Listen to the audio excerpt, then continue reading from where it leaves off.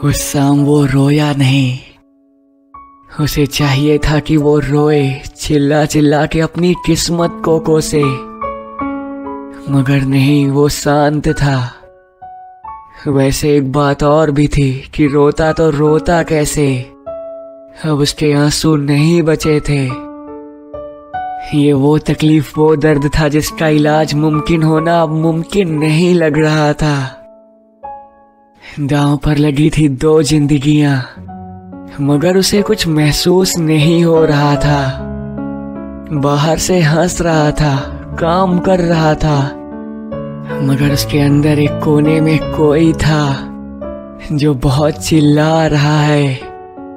उसके सीने को अंदर से नोच रहा था, आवाज लगा रहा था कि वो उसे बचा ले, उसके बिना वो जी ना पाएगी। वो कोशिश कर रहा है और वो चाहता भी है कि वो उठे, रोए, चिल्लाए, सबको बताए कि दर्द कहाँ से और कितना उठ रहा है, मगर वो बड़ा हो गया था। अगर ये उठा तो उसकी खिल्लियां उड़ेंगी, उसके अपने ही उसे कोसेंगे, कहेंगे कि इतनी जिम्मेदारियों का बोझ है सर पर और तू आशिक बना हुआ है। और फिर फायदा भी तो कोई नहीं था रोने का, चिल्लाने का। यहाँ था ही कौन जो उसके दर्द की दवा उसे दिला पाता, जो उसकी दुआओं को उसके सही पते पर पहुंचा दे। उम्मीदों की जमीन पर सपनों की फसल उगाई थी उन दोनों ने, मगर समाज और उसके अपनों ने वो जमीन छीनने का मन बना लिया था। सपनों की फसल रौंदी जा रही थी।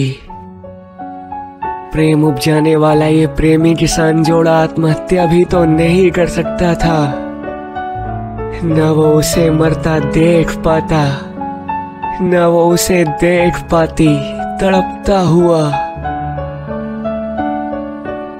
ये जिंदा लोगों का बाजार है, यहाँ मरने के बाद कौन किससे मिलता है क्या पता।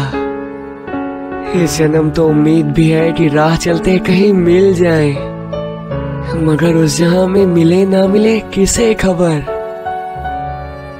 समाज के खोखले रिवाजों ने फिर से 2 दिलों को सजाए जिंदगी देने का मन बना लिया है, क्योंकि मोहब्बत में मौत नहीं होती, आपको जीना पड़ता है।